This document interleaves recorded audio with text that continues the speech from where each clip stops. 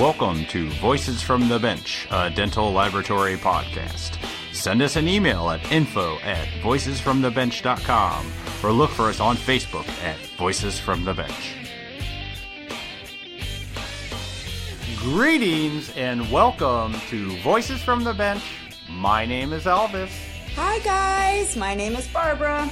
We want to give a shout out to all the dads in the industry. Woo woo! Especially those raising future dental technicians. We need as many as we can. So all you fathers out there, training them at the bench now. So happy Father's Day to everybody. Happy Father's Day, Bob Warner. Thank you for introducing me to this industry. Thank you for teaching me everything that you know. Thank you for being an amazing father. And I'm really grateful for you. So thank you. And my dad, we made a few crowns for him. That's My dad, I'm in the place that I am because of him. So him and Bob Ganley, I should say. Wow, is Bob Ganley a dad? Yeah. Yeah, I don't know. Mm-hmm. Good for him. Is his kids in the industry? Yes, his daughter. Mm-hmm. Nice. See, this is what we need. More dads raising more future people for our industry. This is what we need. And kudos to Bob Ganley, by the way, because it's his retirement party this weekend up in Buffalo. So actually, I should say Saturday, because this is going out on Monday. So thank you for everything you've done for us in the industry, Bob Ganley. I wish you luck in your retirement. You're amazing. Yeah, we actually almost recorded with him back in Chicago, but somebody had to catch an airplane back home. Yeah, I know. Elvis is Mr. Freaking Perfect, and Barbara's a little bit on the edge. So, in a good way, not a bad way. It's the way we like Barbara. So, we are back at the DLAT meeting in Texas that we were at back in April. This week, we are joined by two gentlemen who sat down with us to talk about how they got in the industry and what they're doing now. First up, we have Jim Emmons, CDT, and his daughter Samantha from Spectrifier. Jim is a wonderful technician and, what's more fascinating, an inventor. This guy is like super smart. Super smart. It's crazy.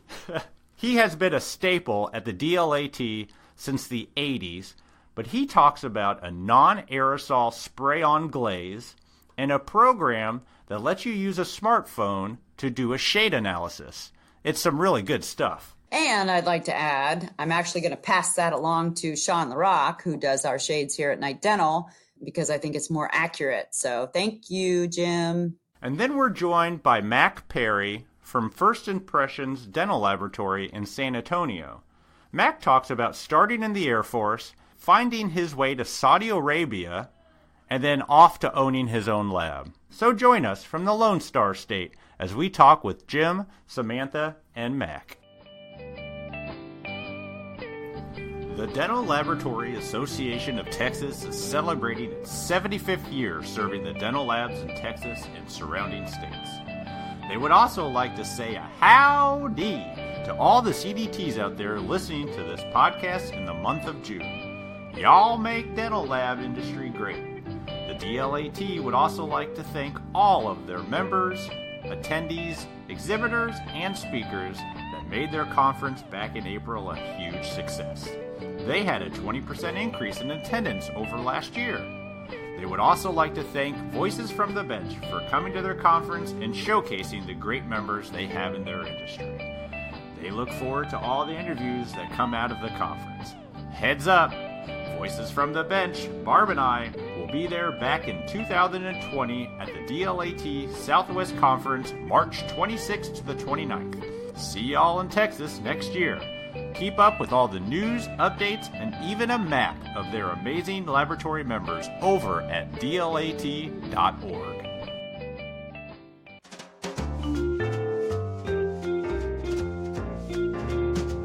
Voices from the Bench. The interview. We just got visited by, how do you say, the Emmons? Yeah. Emmons. We all know Jim Emmons.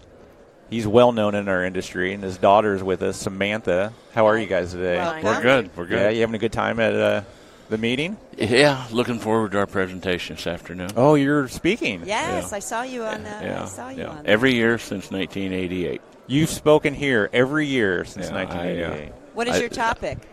Has it been the same topic since No, 1988? No. No. Lord. I've changed. I keep things current. Yeah. This year we're talking about the final development of products that I did as I was turning the product company over to my daughter, Samantha, which is a non-aerosol spray glaze. Oh, sweet. And we found out that my focus was glaze. Wrong. It's an ideal bonder for zirconia layering or Emax layering, where you have the frame and then you want to layer translucency on it. Well, you have to match the coefficient of the base and the ceramic. Makes sense, yeah. And I was able to come up with a ceramic blend that we developed that's right in the middle. Interesting. So there's no stress at the interface between the layer, and you don't have to fire it. What? You spray it, it dries. It looks like Is an it kind onion. of like an opaquer for metal? Like you have that yeah, only it's interface? clear. Yeah, makes sense. And it's like an onion skin. Then you take your wet porcelain, contour layer, fire it. It saves 40 minutes a case. Wow. The one laboratory that I plugged it into this year, and we saw a lot of work, we generated $80,000 worth of productive time that they were paying for that they needed to now fill. Wow. So you don't have to fire it and then fire it again. What is this stuff you fire called? It at the same Correct. time. Well, it's SP, no fire bonder, Really? Where can people get it? from Yeah, talk to us. SpectraFire.com. So that's where SpectraFire.com. Samantha Yeah. comes in. So is that what you're running now? Yeah. Wow, that's cool. And see, the adjuvant product to this is I developed a translucent glazing shading system that instead of masking, covering up, and then creating a new canvas, our digital smartphone system will tell you what's missing in the color. With your phone? Yep. Oh wow, that's nice. This is it's a web access. Yeah. But we engineered it so that it worked from a smartphone digital picture, 72 to 90 DPI. So you don't need high res. We built it in. It hits 97% of the time. So you just must. So explain this. You're doing the crown. Mm-hmm. You take a picture of it. Yeah. Well, the doctor can take a picture of the patient. Okay. With a shade guide or without, preferably with, because lighting is everything in shading. And digital, whether it's a computer or a smartphone, those screens are already adjusted 10%. The difference from one shade to another, A1 to A2, is 3%. Oops. Yeah. So Wow. you can't visually, but if I take a picture of that shade guide in that tooth, now we've got apples for apples. Yep. And it tells me the difference in shade, percentage, plus or minus, and translucency in 4 areas of the tooth. Wow. Then I can make the crown, like you were talking. Yeah. I take a picture of the crown against a neutral background, and it's called a restoration check. And it checks my restoration against that patient's natural tooth. Even though the doctor took that picture with a completely different camera, phone, whatever. That makes a difference. Wow. That's pretty neat. How did you come up with this? It took 25 years. Oh. There weren't smartphones 25 years ago. No, we started out working with Photoshop, and the core of this technology was the foundation of my fellowship for the NBC, my work, because I'm a fellow of the National Board, 1 of 10. And they've actually quit doing it because it was so time-consuming. I had the good fortune at the time, I started it in 93, that we had a porcelain business. I developed a porcelain system.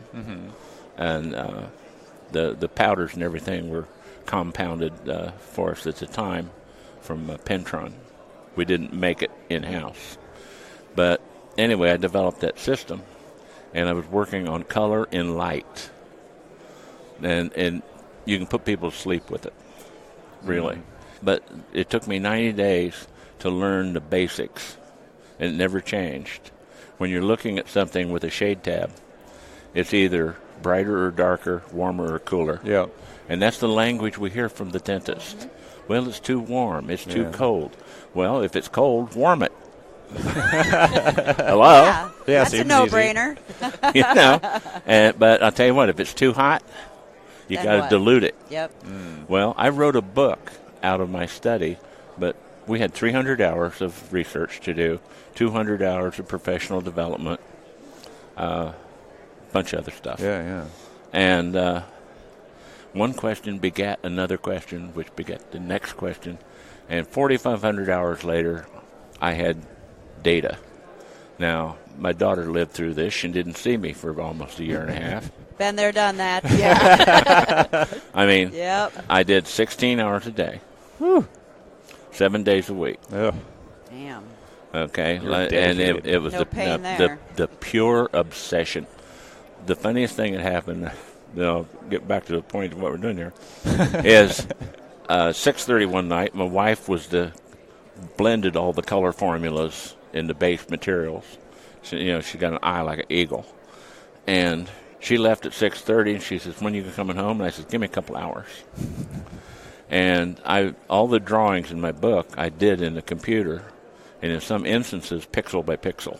Really? To get, at the time, we didn't have the photography available in the system. And about 8:30, she stuck her head in my office door, and she goes, "Thought you were coming home." I mean, okay. She was probably pissed, too, right? Yeah, she had her mom voice on. Yeah, sure. And, Yep. the things that guys are not allowed to talk about is the look. The look. Okay, you can get the look, but you don't talk about getting the look. Yeah. Well, I got the look. And I looked up and I says, "It's 8:30. I'm a little late." She says, "Damn it, you've been here all night." It's in the morning? Yes. Oh. And then it hit me. I hadn't moved. I mean, nada. I went to stand up, Oh, you're in big trouble. and I was kind of my body went, and all of a sudden, the urge to go. Now, it was like the body's in motion. Yep. And she says, "Damn it, Jim, you got to quit doing this." I said, "Yeah, I'm working on it." Anyway, what we come up with, and people can go look at the way the system works. We've got a little 3-minute video they can access at Spectrafire. Spectrafire.com. Okay, And, thank you. and we got a little, like the user manual thing, that it's simple. The complexity, I've taken care of. Yeah, you did the hard work. If you can count to 4, you can be a shade expert. Sweet. Really? I love it. I'm going there. I'm interested. Yeah, see, I want to And- learn more. I'm tying this together now with a registered hygienist out of Atlanta, Amanda Landers. Super lady. Really, I mean, she's engaged in the business. It's. You have to be. Yeah, I mean, either, you complete insanity or get out. Yeah. I plead insanity. Yeah. Yeah. I mean, okay, it's no secret. I've been around since I used to run over to God's house and play in the backyard, and his mother baked cookies for us. Okay, I'm 75. I have no intentions. Of slowing down. Good for you. I am so energized with working with the people at Great State Dental Lab, and actually it's Lakeway, Texas, but it's out just the edge of Austin. Love Austin. And they're building. They got a great lab, and they brought me in to take them up the ladder instead of the race to the bottom. Good. Okay. Yep. I love it. And so I come up with a program that Amanda we're going to work in tandem of the shade system, the shade analysis, and some techniques for the like CEREC offices where the girls will shade something and know why they're doing it easily, and integrate that with the hygiene and get this knowledge into the operatory. Yeah, it's just as important. I mean, that communication between the laboratory and the operatory has got to be, in my opinion, focused on, greater patient satisfaction and higher operatory efficiency. Mm-hmm. You got to make money. But you can't make money if you don't have happy patients. Nope. So, what do people want? How about we don't do the normal lab thing and assume? Let's go ask. Yeah. That's pretty smart. Never thought of that. Okay? See? Yeah. When I'm teaching people, all I do is ask you questions and ask you if you considered X, Y, or Z. Because if you don't want to know, I'm wasting your time. It's like teaching a pig to sing. It wastes your time and annoys the pig. That's funny. But we threw something out last week to a couple of doctors, and they wanted the best crown we could make. Well, I got number 1 in Texas a few years ago in advanced ceramics. And then in 2012, on a cosmetic trip, I pulled down the Grand Masters trophy. Now, I'm not pounding on my chest. It's just a whole lot of organized thought and discipline, okay? And I want to teach that to other people. Sounds like you are. You're speaking today, aren't you? Yeah. So, And since '88, every year. Yeah. Yeah. And, people wonder, why are you doing this, Jim? Because I do a lot of stuff for free. Not the smartest thing, but it is the smartest thing. You got to share it. Well, whatever you give, you get back. Yeah, you do. And you get more of it. Mm-hmm. Now, think about throwing out a huge negative pile of crap. 101 folded over is 1 billion. Mm-hmm. So whatever I give you is going to be the best I got. It may not be much, but it'll be the best I got. And, of course, it helps to like people. Yes, you have to like people. I agree. But, man, when you can see that light come on, makes it worth it. I can honestly say something I am proud of is the sun never sets on my technology. I've been around the world 3 times teaching. And after I did my classes, whether I was in Rome or Seoul or Tokyo, wherever, I went to the best laboratory in town and worked with them for 1 or 2 days at the bench. Teach me. I'll answer all your questions. Teach me. And all that knowledge you picked up. Okay? Because when I do a class, if there's 30 people in the class, I learn 30 things. You learn 1. Interesting. Or 2.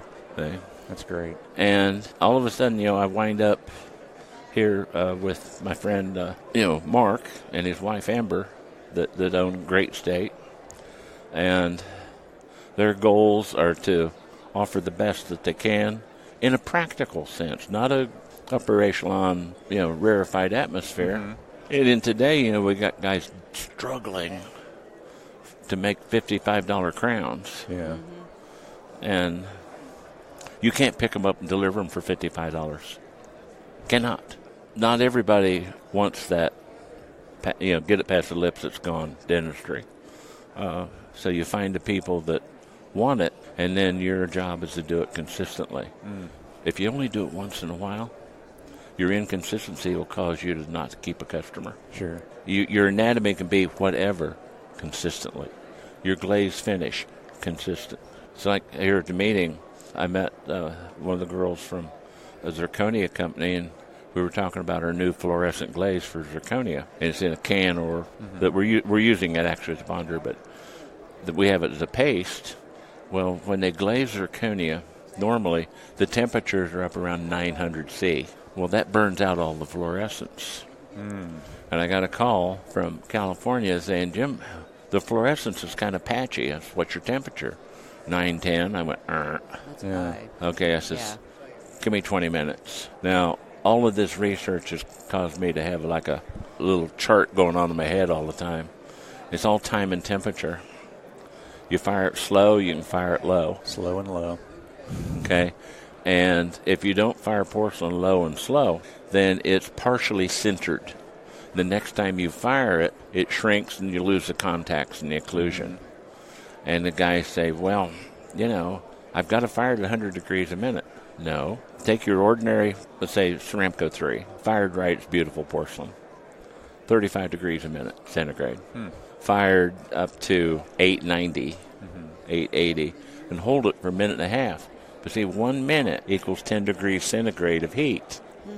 So you can dial the high-end temperature down, which I did for zirconia, to 845, held it for 4.5 minutes, didn't burn anything out, and now I got a crown that glows in the dark if you put black light on it. I'm sure our listeners are going to appreciate that tidbit. So, this is what I'm trying to do, because I keep getting more stuff to share. Yeah.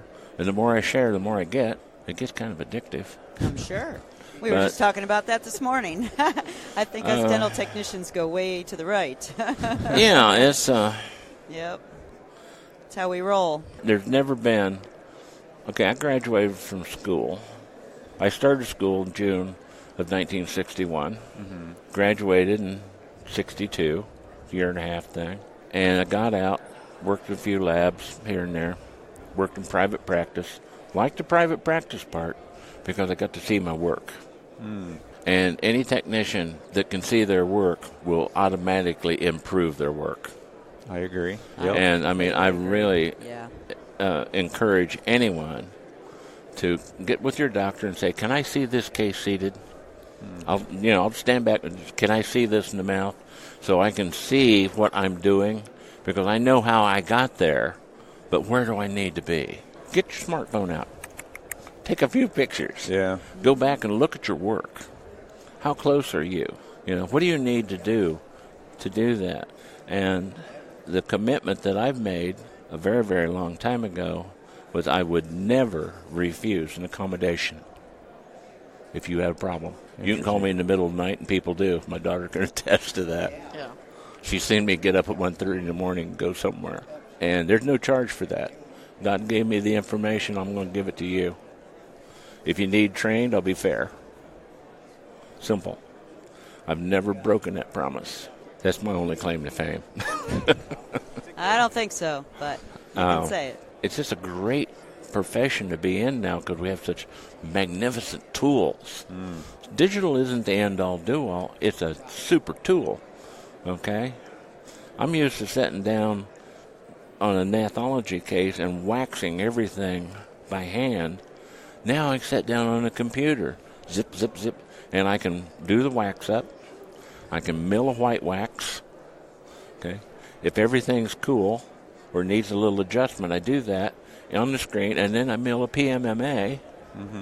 That goes in the mouth. The patient likes it. Now I'm milling crowns. Yep, one design. I developed a color system to modify porcelain, to give me numbers for putting modifiers. Well, the market doesn't support that. Staining is de rigueur. But Dr. Christensen is very valid in my, anyway, period. Doesn't need my opinion. And that stains last 2 to 3 years. Yeah. And they're gone. I've read that. Now, one guy says, well, I do everything in BL2 and shade it. I says, you're painting walls, son. And I says, you got 2 crowns here, and your shading, by the way, looks good, and it's translucent, and it's even using the Mio new product. Yep. Great product. Seen it. Yep. Yeah, I use it. It works in the same context as our Life Essence system is we are using illumination principles, not reflection. Living tissue transmits light, cadavers reflect. So we want to avoid that cadaver thing. Now we can do this kind of thing, but with the zirconia and the EMAX, like the doctors are afraid of layering because initially there was no bonding. They would, we're going to high fire the body porcelain and that'll do it. And I says, here's a graphic example on bonding to EMAX or zirconia. I says, you're starting out with a particle that when it fires looks like a marble on the surface. And if you take a picture, which I'm going to show in my program this afternoon, that there's airspace, 3 to 5 microns between the body porcelain and the frame. It's marginally hooked on the little edges. Now, if you get a low wetting angle, what they call a wetting angle, ceramic, and our stuff like fuses at 750 up through, it'll recrystallize up through 910. So you can do whatever you want. But it melts on a comparative basis to a BB, and it goes into everything. We have not been able to separate it. And that little project only took 10 years.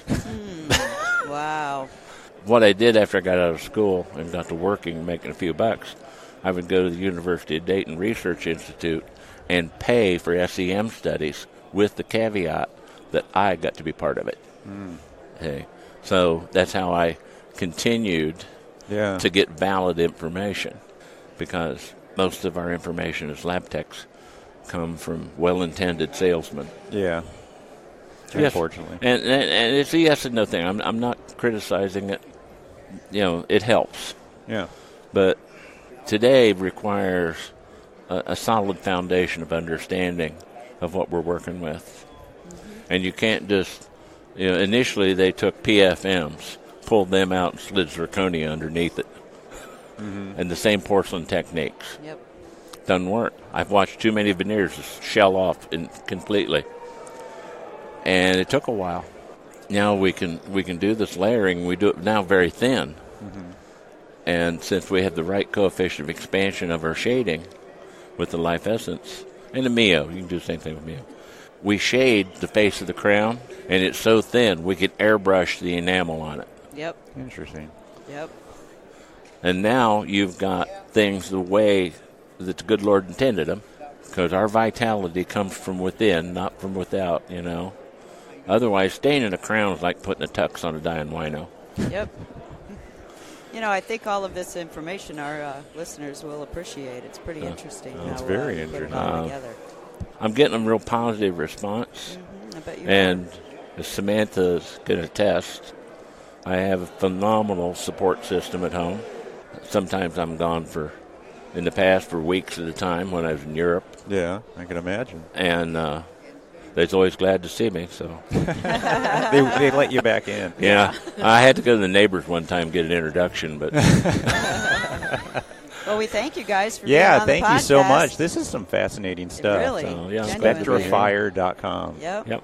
I'm definitely going to check it out. And people got it. They can call me. Yeah. Or stop down at the Great State and say hello. Yeah, absolutely. You got it. The doors are open, and we're really pushing to do more courses. We find if it's on planet Earth, we'll go there. Okay. But I'll take you up on that. And state-wise, Amanda and I are starting, and another fellow, Casey Murchison, with Laboratory Logic. We're going to start playing Weekend Warrior and find out what do you want. We're going to put it together, and we're going to get there. You should be able, when you take a course, within 30 days, get all your money back. Because of the knowledge and then Yep. turning it into I would agree with you. Yep. So I like that Great. concept. appreciate you guys having me. Appreciate you. Yeah, thank you Great so much, episode. Jim. Nice to meet you. Nice to Samantha, meet you. Nice to meet you. Thank you. Nice to meet you. All right. Yeah. Take care. Good luck on All your right. talk. All right. Thank you. So, all right, we are sitting here with Mac Perry. How are you, sir? Very well, thank you. So, you're from San Antonio. Yes, I So, am. how far is that a drive to get into here? 5 hours. 5 hours? Good for you. Good Wow. for you. First Impression Dental Laboratory. I love that name, by the way. Well, It's like dual, yeah, it's precision. It is Yeah. precision. It's Well good. put. Yeah. So, how did you end up a dental lab technician? Well, I joined the Air Force in 1972, Yeah. and I wanted to go into medical, and the Air Force decided that I had an aptitude for dentistry. So they told me, you have to take a test. I took the test, no problem, none whatsoever, and went on to dental lab school. Really? So I just like Shepherd to Air Force say Base. that is the exact way my father got in. Really? Same thing. Huh. So he know that. went, he took the test. Well, he was colorblind. Uh-huh. And because he was colorblind, they directed him towards dental technology. But that's exactly in San Diego. That's exactly how he got in. Cool. Yeah. See, we're all connected, I'm telling you. all of us dental technicians are connected in some way. So that's a good story. So Yep. then, please, I didn't mean to interrupt you. So then you went to school? What'd you say? Yeah. You went to school? Yes, Sergeant Gatlin, Sergeant Connors taught me the basics of dentistry. Yeah. Rudd cases, how to cast impressions properly, what the stones are, the different types of stones, why they're used with certain types of impression materials, things like that. Yeah. Yep. They follow a strict protocol, Mm-hmm. but it's important to know it. Yeah. I have never met a dental lab technician that's come out of that program who isn't phenomenal. Mm-hmm. It's pretty amazing. Yep. How to put the teeth together properly. There's a proper way to do that? Oh, of course there is.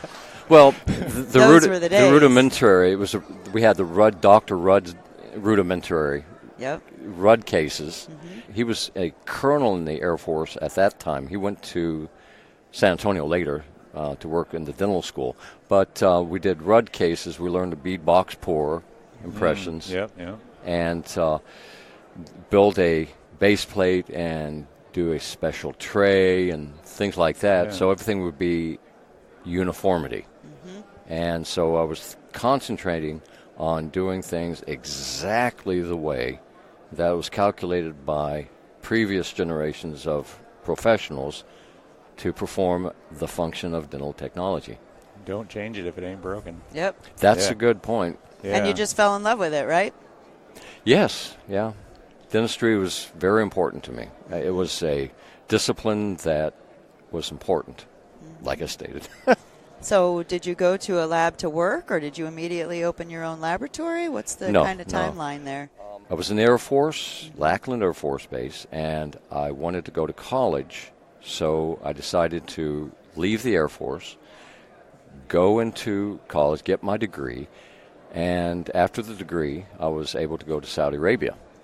Wow. Cool. And I worked with a dental lab technician who was a area dental lab in the Army. He was in Germany for many years, and he took care of the Army area dental lab, which is a large dental lab that attended to the Army needs. Oh, yeah. Everyone. And there's a there. lot of it. I Yeah. know. That's all it did. Colorado Wow. Springs. They do the same thing there. Mhm. So, yeah, that's where I took my CDT exam. So, wow. So, Saudi Arabia, huh? Mm-hmm. How long were you there? 2 years. 2 2 years. Mhm. Wow, what an experience. Yeah. Yeah. And the Imagine. king of Saudi Arabia was standing really close to me one time. Did you make any of his Teeth? crowns or anything? We wanted to, but Yeah. he was using German. He went to Germany for their products. But we did a lot of military personnel there, Yeah. and a lot of princes, Really? their families. Nice. Wow. Mhm. That's That really is neat. great. Mm-hmm. That's a nice connection. So after that, where'd you end up? San Antonio, came back to San Yep. Antonio. Actually, I hadn't finished my degree. I had an opportunity to go to Saudi Arabia, and I thought, well, I didn't finish my degree, but since I have this opportunity, I had information. Yeah. So I came back, finished my degree, Mm-hmm. and then went to work with Bernie Brown. I was doing partial dentures in Saudi Arabia, and he wanted to train. He was competent in training because he had his own business, ceramics. Yeah. So to be a well-rounded technician, I needed more information. So I started concentrating, disciplining myself with ceramics. Is that what you took to your own lab, or? Yeah. Yeah. I can do everything. I went to work. Then I went to work with a dentist his father was a dentist, and he was a dentist. Oh, yeah. And his whole family were dental people. Uh-huh. They were concentrating on dentistry. And I worked with them 6 years, and then a bird colonel from the Army came by and started working with me, and he kind of weaned me. He was saying there's something else to do. So I went to another set of dentists and worked in their dental clinic. Excellent. So you had a lot of experience before you opened your lab. Mm-hmm. That's well, awesome. actually, when I worked with the first dentist after the person who taught me ceramics, I opened the lab then because they wanted me to Service them, right? Well, it was a subcontract business. Okay. They were training me and getting me prepared just in case if I needed to open up a lab, then I would be able to do so because I would have the incipient knowledge of business. Mm-hmm. Okay? Yeah, I It's like very that word important. incipient. That's nice. I love it when somebody throws down a word. Good word. And here you are. So well, what is your favorite thing to do? I got to ask you. Ceramics, layering, contouring, anything waxing? that is the doctor believes is calculated to keep the patient healthy. Okay. What a great answer. Yeah.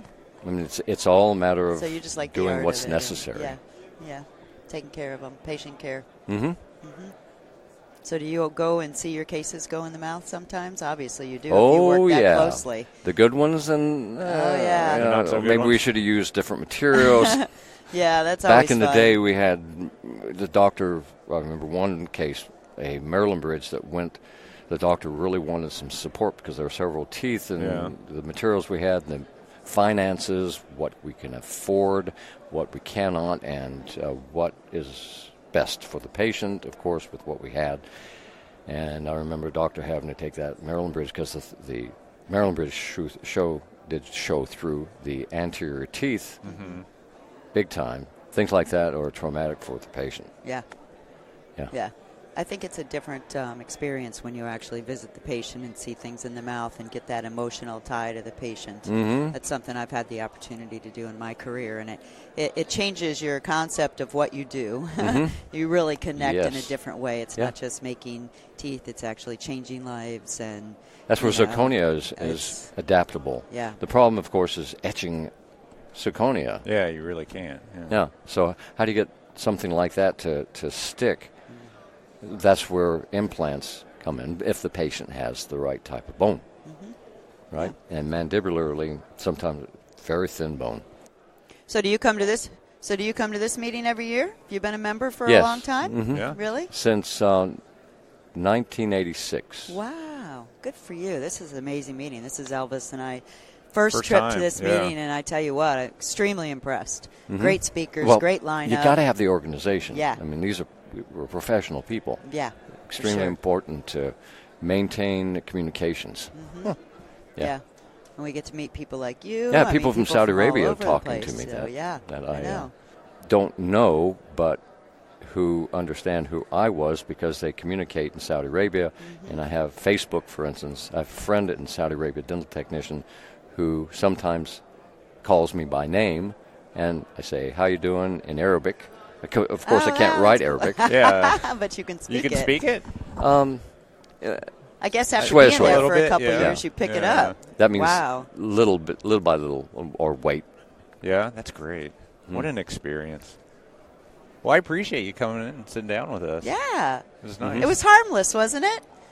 I Kind of. reeled him in. I pushed him into it, and he did it, and he was awesome. So, yeah, thank you very much. Yes. We She appreciate didn't your understand time. that if you walk in these curtains, you're Barbara's going to grab you and say, "Hey, you want Fresh to sit meat. down?" Well, thank you very much. Yeah, It was a pleasure appreciate it. meeting you. Good meeting thank you you so too. much. Thank you. Enjoy the rest of the meeting. We cannot thank you guys enough. Thank you, Jim, Samantha, and Mac for joining us at the DLAT conference in Texas. And you guys need to go check out spectrafire.com. It's really, really cool. Find a link on this episode's show notes. So as everybody knows, it's a CDT Dental Technician Month. So we have a few more audios that Elvis and I were able to get from people around our industry that wanted to thank their CDTs. So we're going to roll that now. So Barb and Elvis, I promised you I will give you a statement for the CDT or the Dental Technician Appreciation Months. For me, it's hard to say who is my only one technician I would kind of speak for this month. There are certainly many technicians, they helped me throughout my career, and they are kind of a mentor to me. I think the first one is definitely my grandfather, who used to be a technician and a dentist, who was still kind of practicing as a hobby technician when I was starting my technician career. And he already was retired, of course, but he still showed me some really neat stuff. And then, of course, my family overall, my dad, he's a dentist. He definitely mentored me a lot throughout my whole education and throughout my career in Germany. And my uncle, where I did my education, my 4-year education in Germany, in his laboratory, I really appreciate. He took me in and taught me a lot. Here in the United States, coming over 10 years ago, I would say definitely Klaus Lampmann. He retired now, so he used to be the owner of Zahn Technique and the founder with his wife Carly, and they both definitely mentored me for the first 5 to 6 years after I moved to Florida as a technician in the States. They took me to all the meetings. They taught me a lot how the dental industry actually works here in the United States, which is quite different than back in Europe or in Germany where I'm from. And so that's definitely a very important person in my life here as a technician.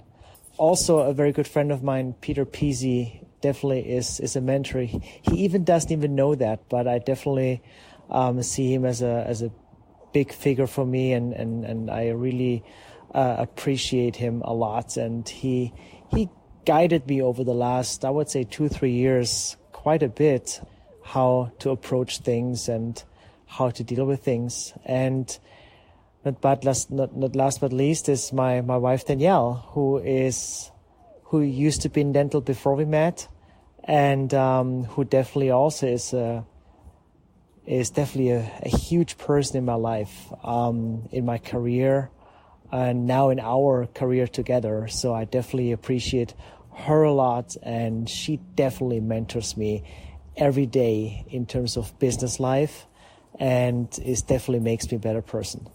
So I don't know, Elvis and Barb, if that is what you were looking for, but that's what I have to say for this month. And I appreciate you giving me the chance and you allow me to speak here. And I hope I see you very soon. And by the way, I'm in my last preparations for the crossing. So in 2 days, I will take off to Bimini, Bahamas. And in a few days, on Saturday night, I will paddle back to Florida. So I'm in the middle of the preparation. I'm relaxing right now to get my body recovered from the training. And I'm looking forward to share my experience with all of you guys. Thank you. Bye. Certification is sometimes misunderstood. Certified dental technicians have tested their skills and knowledge against a national standard. It's important to remember that these standards have been developed by their peers, thousands of which that participate in job task analysis surveys at least every 5 years, and test outlines that have been refined by subject matter experts, most of which who hold certifications in multiple specialties. Those that have gone through the certification process as CDTs or recognized graduates are to be commended and appreciated and recognized not only June, but all throughout the year, and we're grateful for their commitment. Elvis Dahl here from Summer Dental Laboratories in Zionsville, Indiana. I want to thank pretty much every dental technician I've had the pleasure of working with. Way too many to name, but when I started in this industry over 10 years ago, they all took the time to answer all of the annoying questions a newbie had. They also helped create in me a passion for the industry and the difference we can make in patients' lives. To pick out a few to thank individually, I would have to mention Larry Sawinski, CDT, owner of Summer Dental Laboratories. He guided me in my career, allowed me to grow professionally, and for showing me the importance of the industry extends past the doors of our lab. And of course, I have to thank Barbara Wojin for taking a chance with me 64 episodes ago, putting up with all my text and the demanding schedule needed to put this podcast together. It has been one of my proudest accomplishments and have enjoyed every minute of it. And lastly, I want to thank everyone who has given our podcast a listen. We wouldn't have done it without you and hope it brings value to you and the industry. Thank you. Thank you to everyone who participated in sending their appreciation, including Elvis and I. And Alexander Wunche and Bennett Napier, who failed to mention who they were. There is one more episode this month, so this is your last chance to to say thank you to that special dental laboratory technician in your life. I have many, many to thank. Everybody that I know on the board, Denise, Heather, Renata, all my girls out there. Thank you for being who you are and adding to our industry. If there's anybody that I forgot at my laboratory, I appreciate you as well. And remember, all you have to do is record yourself on your phone or your computer and email the file to infos@voicesfromthebench.com. If you're too shy, which I'm only shy on video, I'm not shy on recording. So if you're too shy to record yourself, send us an email and we will read it for you. That's where Elvis comes in. He's the genius. And I'll mess up your last name. Yeah, he'll mess up any name at all, actually. Just don't tell him your name. Just tell him where you're from. But thank you for everybody, and thank you all the dental technicians that listen to us, and leaders and laboratory owners and everybody else in the industry. We couldn't do it without you. We appreciate you guys. We appreciate the listeners as much as we appreciate the dental technicians. Yep, absolutely. So that's a shout out, everybody that's joining us and helping us and growing with us. So thank you. Absolutely. I'm full of thanks today. Can you feel it? It's one big fat grateful. I feel grateful. So that's not a bad thing because no, it's not. It's so easy. Take it when you can get it, folks. Yep. Take it where you can get it. All right, everybody. We'll talk to you next week. Have a good one. See ya. Have a good week. Bye. Bye.